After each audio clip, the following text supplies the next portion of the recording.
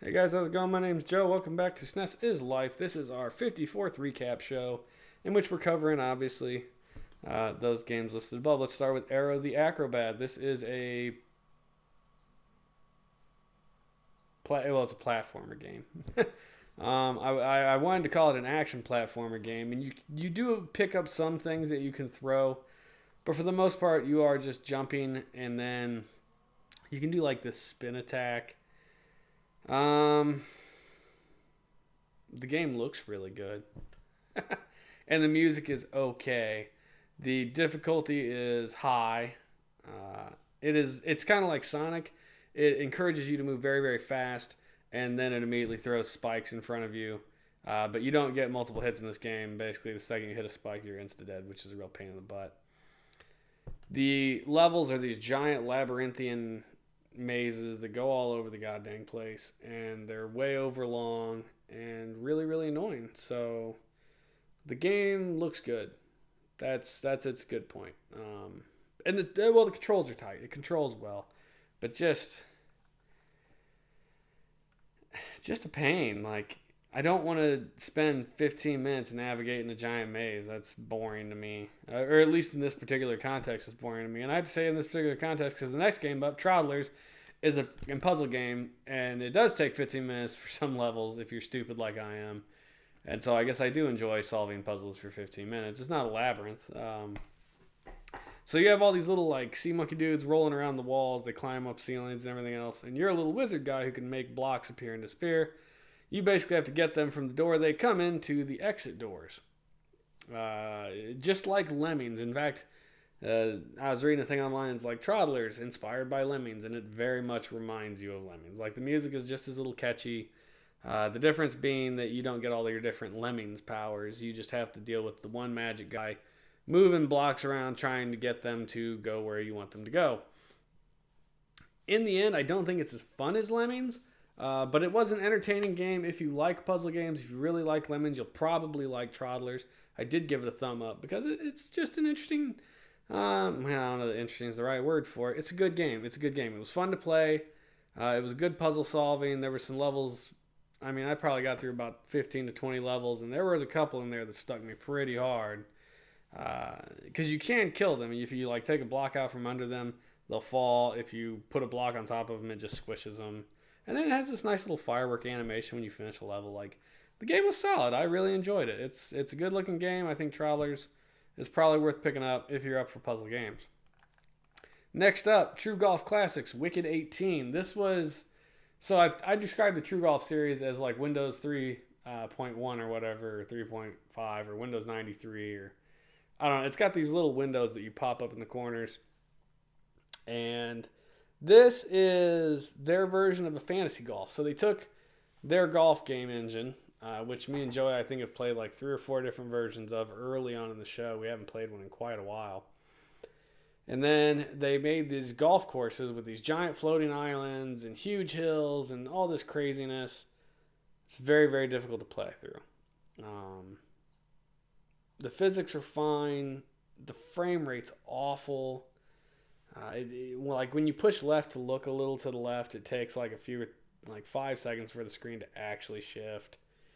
The ball, when it goes off an edge of a screen, like after you hit it, like the ball will bounce and go off screen, and then the whole screen shifts, drags over, and then the ball continues to bounce.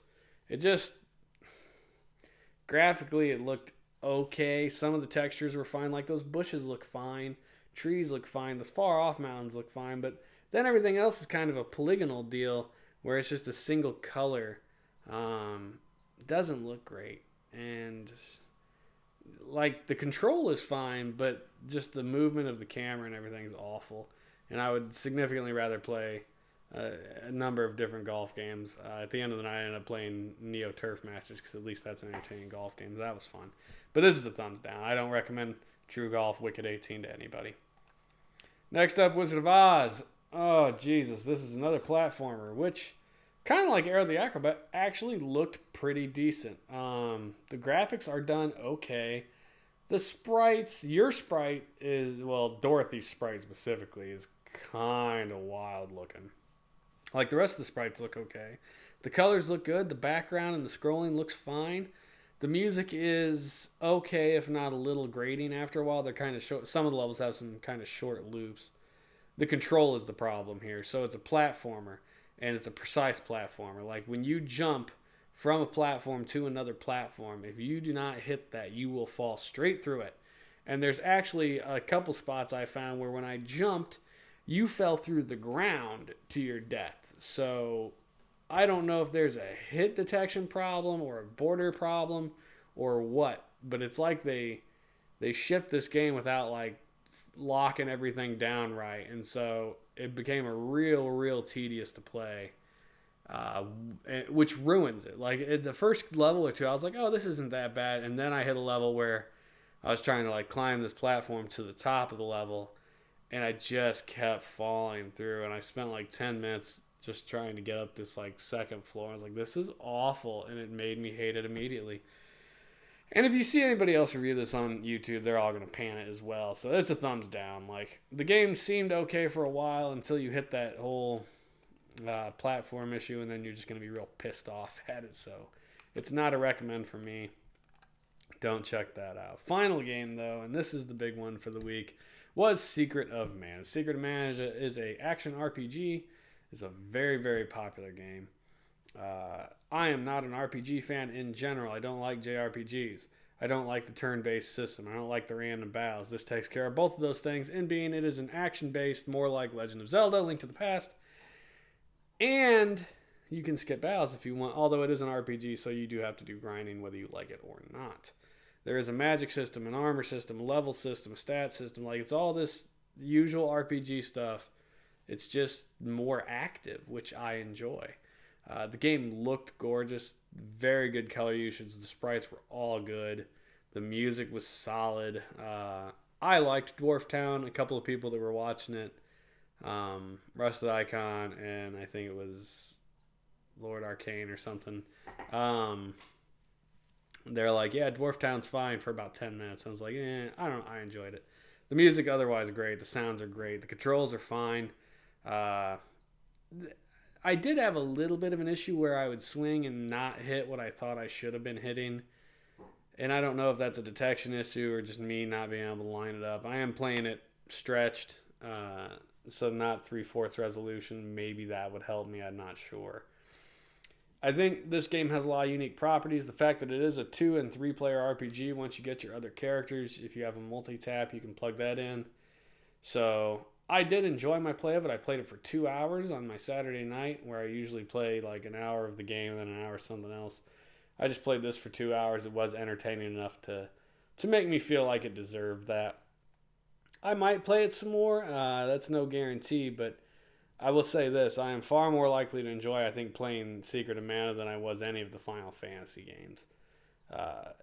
It's just very good looking, very good sounding, very easy to play and pick up. I mean, I have the manual, so that helps a lot. Also, the manual, if you have the manual in the back, it's got like a 40-point walkthrough system for the first part of the game, which is super helpful. There is no map in the game. That's, I guess, my one big niggle about it.